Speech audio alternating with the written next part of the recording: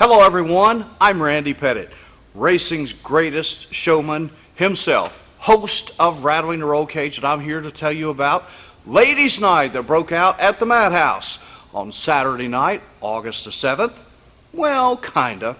It was a rare sight watching two female winners in the same night as Amber Lynn and Taylor Robbins scored victories that delighted a huge crowd watching in person and hundreds of thousands of people watching all over America on NASCAR Track Pass. We're talking about the Fox 8 100 modified race, and it tightened up the title chase for the 2021 championship between two of the greatest of all time. Plus, the Slim Reaper and a Pin-Tang, the one and only 1 and 4-cylinder stadium stock division. We had a father-son duo duking it out in the Demolition Derby wrecking contest. All that and more on this edition of Rattling the Rollcage. Well, I'm going to start with the Fresh Prince of Southside. He led qualifying trials for the second straight week at the Madhouse. Surprise!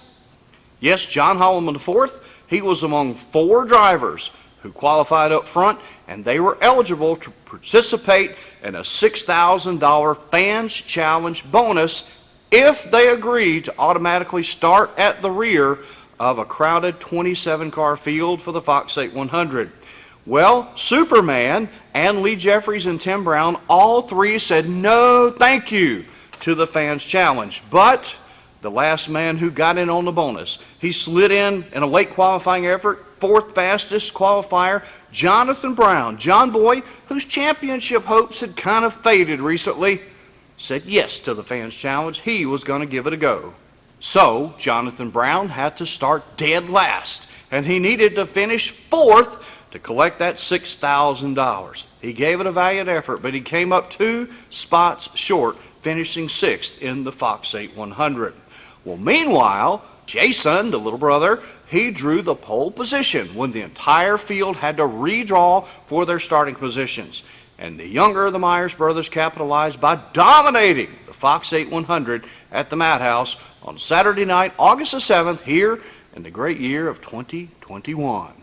And for those of you conspiracy theorists out there who thought that the 4 car was going to be a rolling roadblock for that number 1 car, you were wrong. And Jason and Burt duked it out, restart after restart after restart, and man, what a great show they put on, and congratulations to Jason Myers.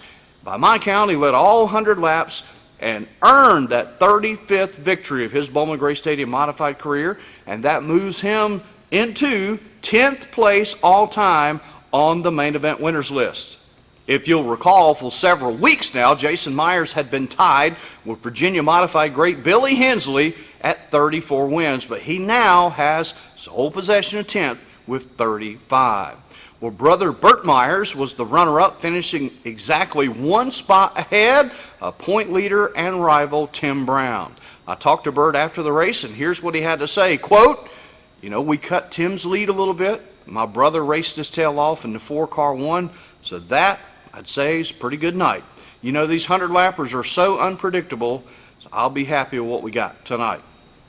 Well, Tim Brown's lead was 6 points heading into the Fox 8 100. It is now just 4 heading into a pair of 50-lap modified races that will be the main event for racing coming up on Saturday night, August the 14th at the Madhouse.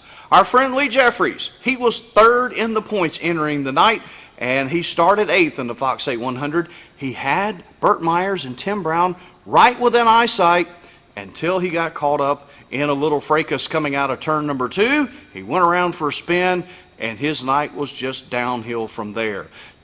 Lee Jeffries finished 18th, and he is now 62 points off the top, and he tumbled to 5th in the championship race. Folks, let's be real about it. It's down to a 2-man race, and those 2 happen to be 2 of the greatest of all time. And if you're at the Madhouse, you're going to watch more history between all-time greats, Tim Brown and Burt Myers, as they duke it out to see who gets championship number 11 first. By the way, fastest qualifier Holloman charged his way from 15th where he had to start in that redraw, and he moved all the way up to 5th. Pretty good ride for him. Now, if Holloman can find one more victory before the season's out, he would tie NASCAR Hall of Famer Glenn Wood's record of 4 main event wins by a driver in their rookie season at the Madhouse.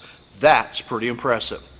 Okay, let's change gears now to the Sportsman division, where Tiger Tommy Neal drew the pole position and led all the way in the first of 2 20-lap races. It was the Tiger's 3rd victory of the 2021 season and his 51st, by my count, and my friend Justin Mincy's, at Bowman Gray Stadium during his long Sportsman career. Now, the Tiger finished 6th to Amber Lynn, who won the nightcap, and now Tommy Neal remained on top of the standings as he chases his 2nd Sportsman title at the Madhouse. Keep in mind, Neal was also champion of the 4-cylinder division in 1993 and 94, as my friend Tim McGuire would say, at the famed quarter mile. Shout out to Chase Robertson, who finished 2nd in one of those 20-lap Sportsman races on Saturday night. He is edging closer and closer to getting his name into the history books as a Sportsman winner at historic Bowman Gray Stadium. Well, Amber Lynn, the blonde bombshell from Walkertown, finished 4th in that first race, and she remains right there in that championship race, along with our friend Zach Oreo Cookie, who finished 2nd and 5th in the 2 races, and is having one heck of a season himself. Okay, in our street stock division, Miss Taylor Robbins started the impromptu ladies' night. She opened the program by leading all 20 laps of the law offices of John Barrow Street Stock Series. Yeah, you try saying that real fast. It was the first victory of the season for Robbins and her 5th in street stock competition at Bowman Gray Stadium. Well, our friend Body Slam Billy Gregg finished 3rd and continued his march toward what would be a 2nd street stock title. He now leads the points by 30. A scintillating championship battle in the 4-cylinder stadium stock division continued on August the 7th. Check this out. The Slim Reaper, Grayson Keaton, won that first 15-lap race, which contained most of the top title contenders, and in doing so, Grayson Keaton may have made a few people mad. It was the 2nd 2021 victory for young Keaton and the 9th of his Bowman Gray career so far. Well, Brandon Brindle, he finished 3rd and has point lead cut in half to just 4 points with 2 races left on the schedule. Folks, it's looking more and more like we're going to have a first-time champion in that 4-cylinder division. You see, Brandon Brindle has never won the title, and neither has the Slim Reaper or 3rd place in the points right now, Robert Sturmiska. Now, here's a little edge maybe. Grayson Keaton's father, Jason Keaton, was the 2010 champion. The Slim Reaper, well, he is 20 points ahead of 3rd ranking Robert Sturmiska, so it's still pretty close. By the way, big shout out to Wyatt Sapp, who finished 4th in his race, and he is in a tight battle with John Holloman IV to claim Bowman Gray's Rookie of the Year award. Our friend Colby Morton from Colby's Home Repairs is paying out $500 to the top finishing rookie in any of the track's 4 divisions. Now, Wyatt Sapp, entering the races this weekend, is 7th in the stadium stock standings, while Superman John Holloman IV, better known as the Fresh Prince of Southside by yours truly, he sits 8th in the Brad's Golf Cars modified standings. So those are the 2 locked in the battle for the Rookie of the Year so far. We'll keep our eye on that, plus all the other special awards being given out at the Madhouse over these last 2 weeks. A father and son team were the last 2 able to move in the first Demolition Derby wrecking contest of the season. The Walker family got to celebrate at the Madhouse. Congratulations to them. Big shout out and thanks to Fox 8 Chief Meteorologist Van Denton for helping me call the action in our first Demolition Derby wrecking contest of 2021 over at the Madhouse.